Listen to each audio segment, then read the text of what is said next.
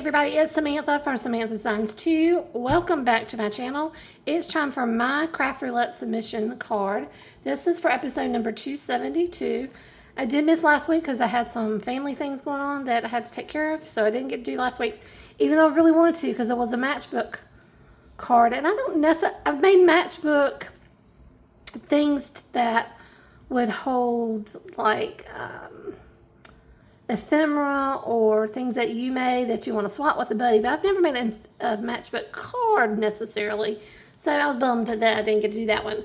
Maybe I'll do a recap and do it and add it here later, but even though it's past that, so sorry about the cough. All right, so for Craft Roulette episode 272, the project is thank you card. I'm going to be using May Sleek dies this time. It's going to be a very simple, quick card. So I've got this little thank you that I found that I don't think I've ever used before. So I'm looking forward to using this little thank you. Element and space, and I'll show you how I'm going to incorporate that in just a little bit. It's kind of, you know, as long as you can defend it, you can put it in. But I feel like I'm kind of cheating a little bit, but that's okay. Colors are flying kites. So again, I've seen kites that are this bluish green and blue and purple and pink. So these are going to be my kite colors. And this is all from a paper pad that I got from Recollections quite some time ago. It does not have a name, so sorry about that, but it doesn't. But again, I'm still keep all these old things and keep using them because I do love the colors. I think it's really pretty. I like the pattern. And then the random is highfalutin paper, so I'm using a little piece of vellum. So okay, let's get started. I'm gonna start with all my die cutting. First of all, I'm gonna use a scrap piece of black, and I've done this before, but I really like this tack. I'm going to use some tape here. I'm going to put it on my lovely piece of cardstock, just like that. And then I'm going to cut the thank you out of this, and it's going to give me a nice glossy looking sentiment.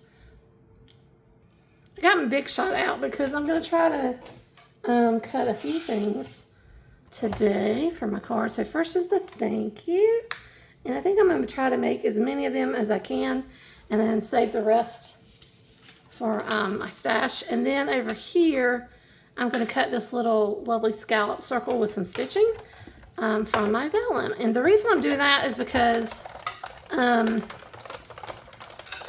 that will provide I guess you would say, the busy pattern.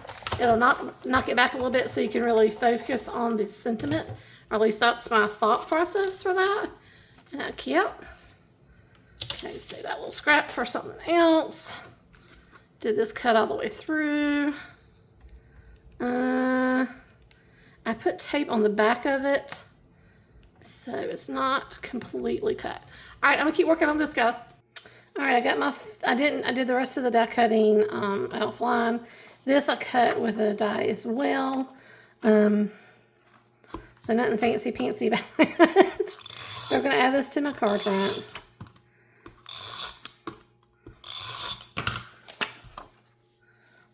Trying to get it in the center as best I can. As you know, I'm not big on measuring. This is going to go on top, and see how it just kind of softens it a little bit? But before we do that, we're going to have to put on this really tiny thank you that I don't think I realized how little it was. I'm going to use a little bit of my Craft Bond, Elmer's Craft Bond glue to do that. And then I'm going to put something heavy on it to help it out a little bit. Okay, let's see. Like that. This will this will dry clear. This is so teeny, man. So teeny. But that stretches across that really, really nicely. I'll put this on it, let it dry, and we'll come back and we'll put it on the card. Okay, if this is all dry now, if you've never I can't even erase that. So if you've never put on your card any kind of vellum, you always want to not have glue where you can see it. So I have to follow the lines. You can still see where the glue's drying here in the back. And I'm going to try to put glue in those same places. The nice thing about this Craft Bond is it does not take much for it to stay put. It is very good at holding things in place. I kind of like backwards wrote that. That was really weird. But anyway, again, I'm going to put that heavy on that. I also found some of these little sequins that I thought might go with this paper really well. If I can get it open. There we go. They look kind of bluish green depending on the way you look at them. And they're kind of see-through, which I just am now noticing, which is really pretty. Okay, where is my pick-me-up stick? Okay. Or whatever it's called. Pick-me-up. I am right. Okay. So, I'm going to put a few of these up here for some sparkle. I think I'm going to do a total of 5. That's going to be my, it turned on me. And it really does. It just kind of depends on where you look at it. Actually, maybe some of them are blue and some are green, because now I'm looking at them as I'm laying them down here. I'm going, well, that's more green. This one's a little more blue.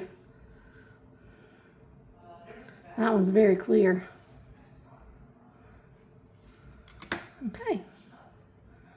All right, so let's go over Craft Roulette Submission number 272. Very classic, very simple.